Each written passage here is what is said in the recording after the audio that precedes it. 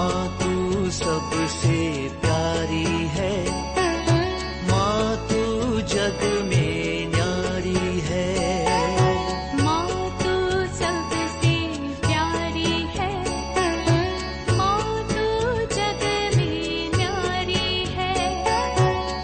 अपने आंचल में रखना, अपने आंचल में रखना। हमें वरदानों से भरना। माँ तू सबसे प्यारी है, माँ तू जग में न्यारी है। माँ तू सबसे प्यारी है, माँ तू जग में न्यारी है। पिता, पुत्र और पवित्र आत्मा के नाम पर आमीन। हम लोग तीर्थ यात्रा आज इस इजिप्ट देश में चल रहा है। कल हम लोग इलात पोर्ट के बाद ताबा बॉर्डर पहुंचा था।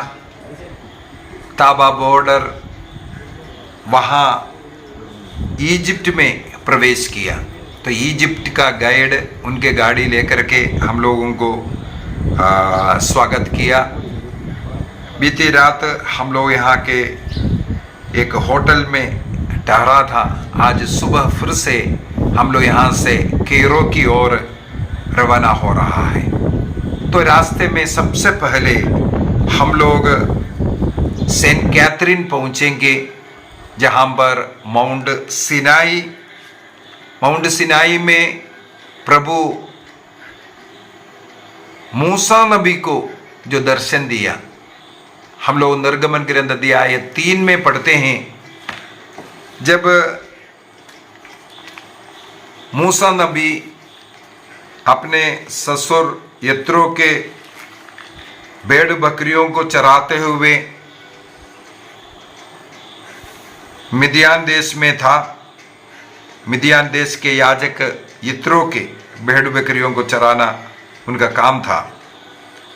ये चराते चराते होरेब पर्वत के पास, ईश्वर का पर्वत होरेब पर्वत के पास पहुंचा। तो वाक्य 2 से थोड़ा सा पढ़ लेता हूं। वहां उसे झाड़ी के बीच में से निकलती हुई आग के लपेट के रूप में प्रभु का दूध दिखाई दिया। आग के लपेट के रूप में उनको स्वर्ग का दूध, ईश्वर का दूध। और मैंने एक क्लास से पूर्व में बोला था, बाइबल के अंदर विशेषकर पुराने विधान के अंदर कई जगह पर ईश्वर के लिए भी ईश्वर का दूध लिखा हुआ, और ईश्वर के दूध के लिए कई जगह पर ईश्वर भी लिखा हुआ मिलेगा। इसलिए कंफ्यूज नहीं होना। यहाँ ईश्वर का दूध जरूर लिखा है। ईश्वर स्वयं मूसा नबी को दर्शन देते हैं। उसने देखा कि झाड़ी में तो आग लगी है, किंतु वह भस्म नहीं हो रही है। इसलिए मूसा मन में ये कहने लगे, अनोखी बात, निकट से देखने के लिए जाऊंगा और ये पता लगाऊंगा कि झाड़ी भस्म क्यों नहीं हो रही है। निरीक्षण करने के लिए वो निकट जाते देखकर ईश्वर ने झाड़ी के बीच से उसे पुकार कर उससे कहा, देखो यहां पर ईश्वर लिखा, ईश्वर का दूध नहीं। ईश्वर ने उससे कहा, मूसा मूसा। उसने उत्तर दिया, प्रस्तुत हूं। ईश्वर ने कहा, पास मत आओ, पैरों से जूते उतार दो, क्योंकि तुम जहां खड़े हो वह पवित्र भूमि है। तो आज ईश्वर ने जिस भूमि को पवित्र ठहराया, उसी भूमि पर हम लोग पहुंचा है, जहां ईश्वर ने अपने को मूसा नबी के सामने प्रकट किया। प्रभु ने आगे कहा, वाक्य 6 के अंदर हम लोग पढ़ सकते हैं, मैं तुम्हारे पिता के ईश्वर हूं, अब्राहम, इसहाक और याकूब का ईश्वर।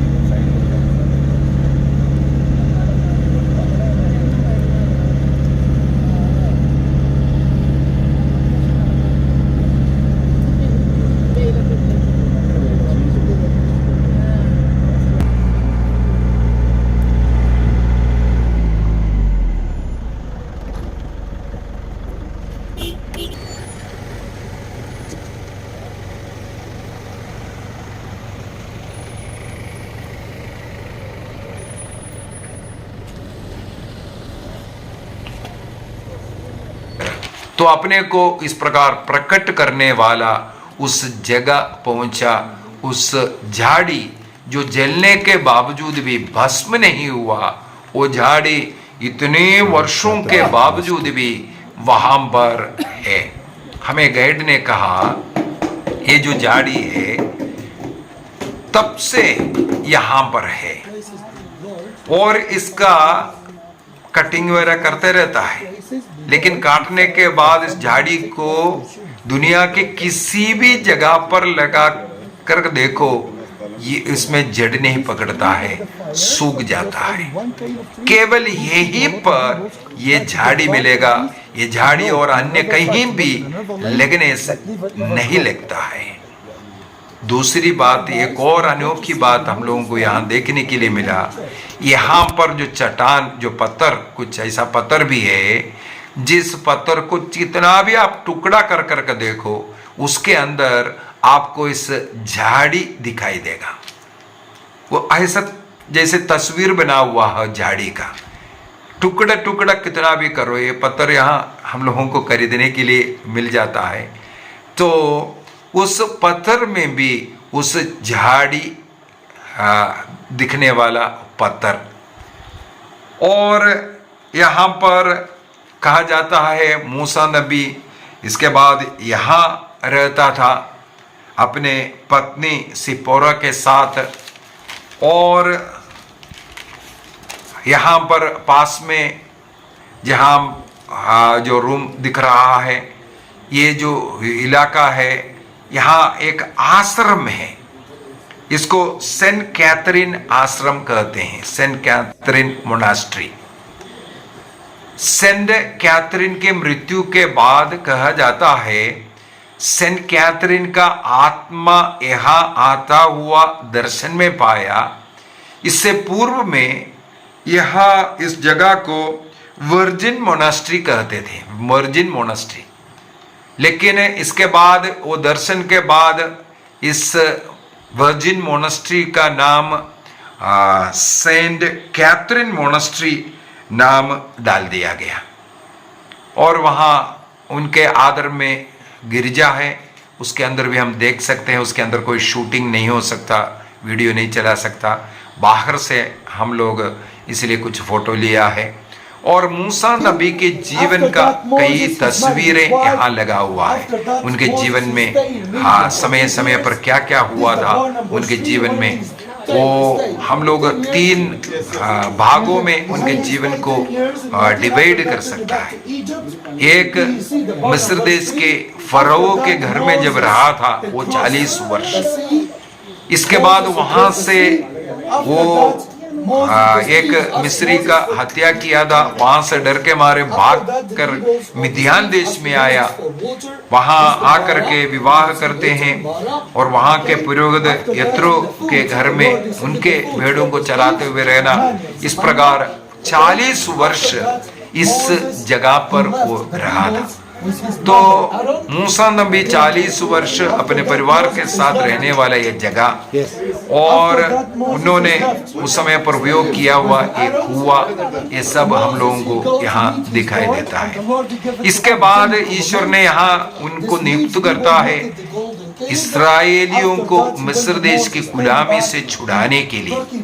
तो यहाँ से मिस्र के फरो के पास मूसा नबी पहुंचते हैं और इस्राएलियों को कनान देश पहुंचाने का वो दायित्व को निभाते हुए वो वहां से फिर निकला।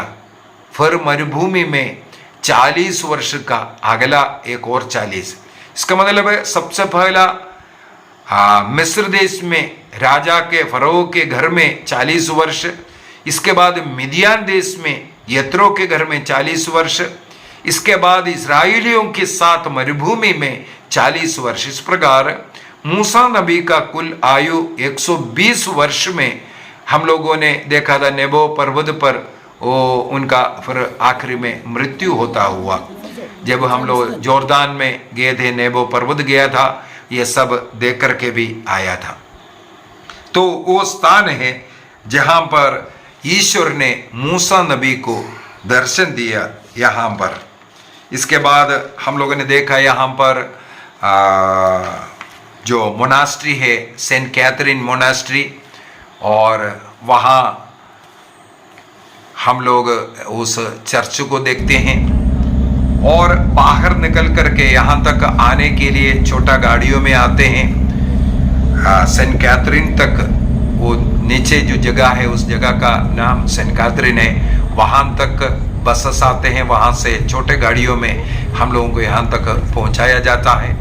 और वहाँ पर वो पहाड़ के ऊपर जो दिख रहा है वो हारून का मकबरा है, कब्र है। हारून का मृत्यु यहाँ पर हुआ था और उनको यहाँ दफनाया गया। इस मरुभूमि में यहाँ पर हारून का मृत्यु का जगह, वहाँ पर हम लोग ये देख रहा है। विधि विवरण ग्रंथ डिट्रोनॉमी चैप्टर 32 वर्स 48 से 51 तक हम लोगों को मूसा नबी को नेबो पर्वत पर चढ़ने के विषय में, वहां उनका मृत्यु होने के विषय में, और उसी प्रकार वाक्य 50 में उनका भाई हारून की मृत्यु के विषय में लिखा हुआ है। उस पर्वत पर चढ़ने पर वहां तुम्हारी मृत्यु हो जाएगी, नेबो पर्वत पर, और तुम अपने पूर्वजों से जा मिलेगी, जैसे तुम्हारा भाई हारून की मृत्यु होर पर्वत पर हुई थी और वह अपने पूर्वजों से जा मिला था। इसका मतलब ये जो पर्वत दिख रहा है वो होर पर्वत, यह सब सिनाई पर्वत से जुड़ा हुआ ही जगह है। जहाँ सिनाई लिख रहा है या कुछ जो होर पर्वत है, ये सब उसका भाग है। यहाँ पर मूसा नबी का भाई हारून का मृत्यु हुआ था, उनको दफनाया, वो खबर है हम लोग यहाँ जो दिख रहा है।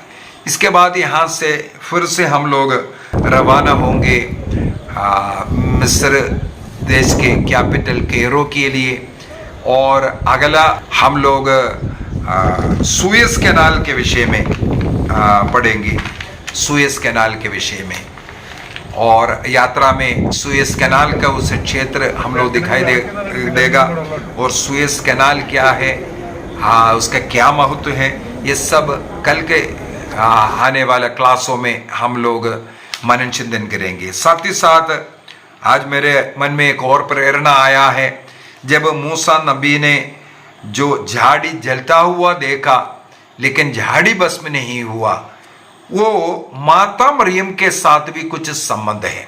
जैसे नेबो पर्वत पर जब पहुंचा, मैंने वहां पर बोला था सेकंड मक्काबी अध्याय 2 के अंदर जो प्रभु का जो मंजूषा है लेकर के यहाँ रखा था, वो मंजूषा माता मरियम का प्रतीक मंजूषा कैसे बना। और उसी प्रकार यरूशलेम में जो पूर्वी फाटक बंद मिला था, गोल्डन गेट जो बंद मिला था, वहां पर भी मैंने माता मरियम का नाम लिया था। तो एक क्लास माता मरियम के विषय में इन पुराने विधान में कुछ शैडोस हमें मिल रहा है, उनका वर्जिनिटी का, उनका कन्यत्व के विषय में, उस विषय में भी हम लोग सुनेंगे। आइए हम अपनी आंखें बंद करें, प्रभु को धन्यवाद दें। आज हम लोगों को सिनाई पर्वत आने का, और जहां पर ईश्वर ने मूसा नबी को दर्शन दिया था, जो झाड़ी जल रहा था, उसके अंदर से आग तो आ रहा था लेकिन उसका पत्ते तक नहीं मुरझाया, वो ना जलने वाला झाड़ी को हमने देखा। जहां मूसा नबी अपने परिवार के साथ रहा, उस जगह देखा, कुआं देखा, और हम लोगों ने उस सुंदर क्षेत्र को और उस पत्थर, जिस पत्थर में भी उस झाड़ी का निशान आता है, और सेंट कैथरीन मोनास्ट्री और वो छापल हम लोगों ने देखा। प्रभु को धन्यवाद दें। पिता, पुत्र और पवित्र आत्मा के नाम पर आमीन। आप सबों को जय यीशु।